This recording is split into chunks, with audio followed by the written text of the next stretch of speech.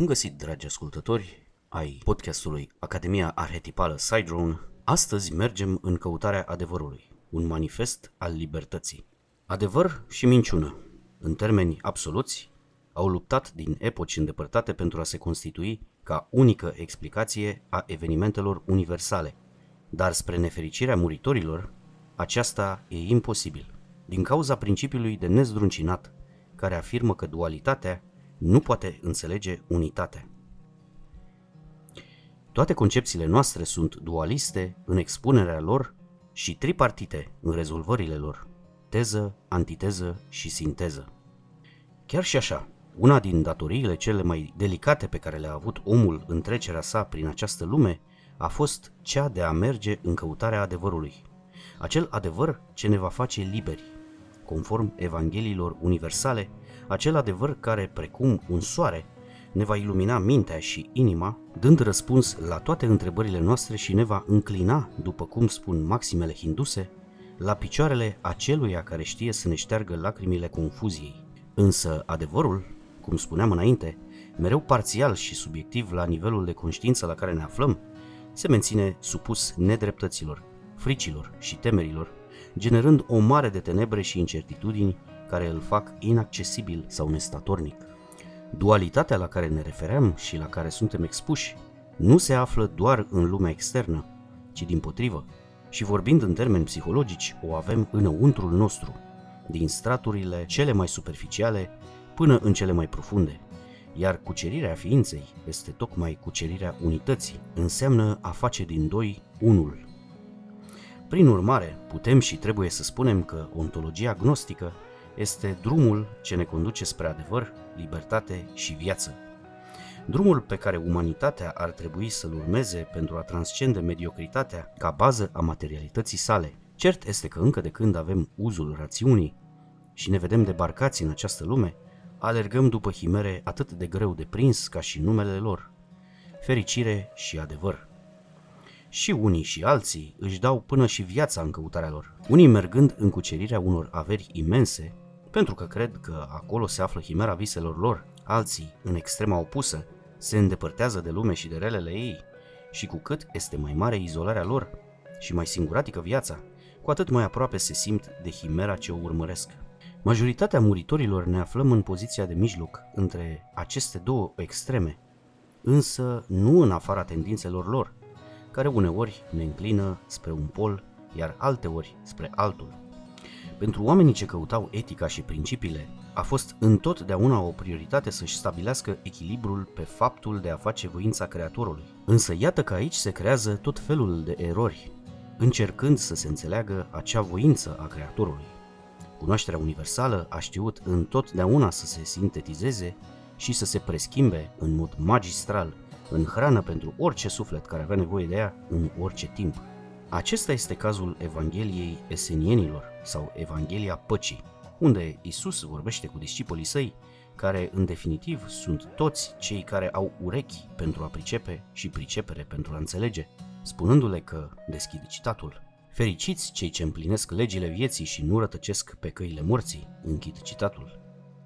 Noi conchidem că sunt prea fericiți toți cei care știu să-și facă o lege de viață din această maximă cu care li se adresa Iisus discipolilor săi uimiți, aceștia întrebându-se ce lege a vieții le expunea maestrul, căci erau convinși că respectau legile care în scrierile civile și religioase ale vremii le marcau pașii vieții.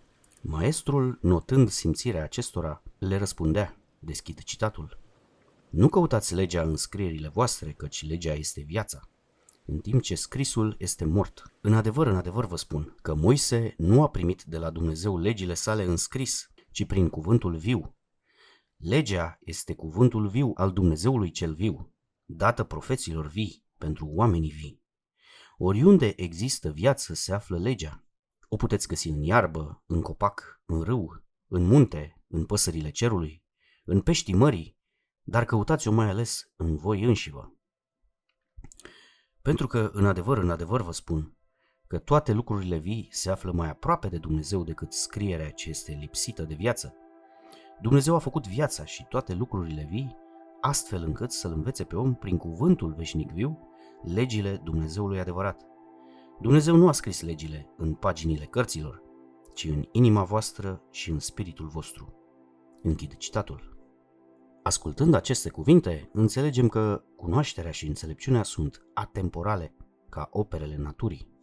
Vrem să clarificăm că, fiind oameni ai vremii noastre, nu respingem cuvântul scris, căci prin acesta comunicăm și ne manifestăm, însă vedem în acest mesaj extraordinar necesitatea de reflecta și interioriza cuvintele de viață, făcând să rodească în interiorul nostru pentru a reuși să ne alimentăm din ele, căci nu trebuie să uităm, cum spunea Marele Kabir, că omul nu trăiește doar cu pâine.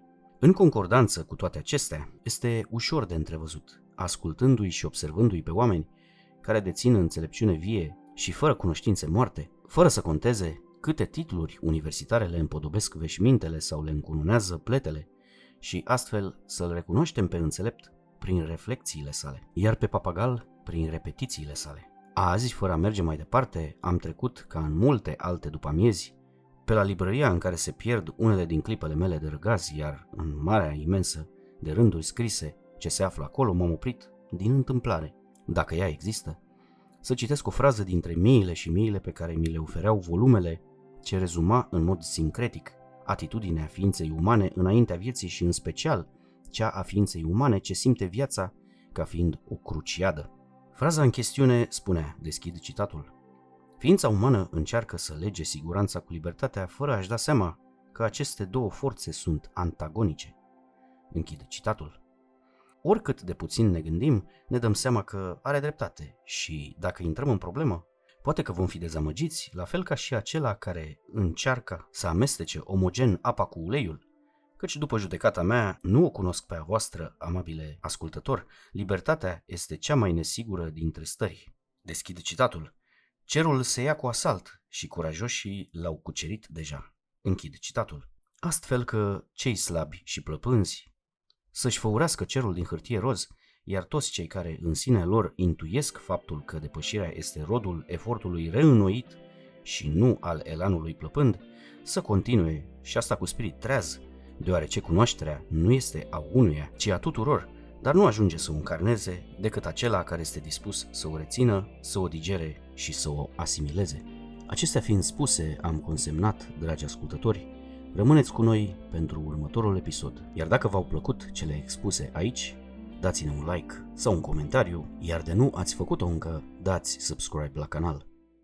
Toate cele bune în continuare!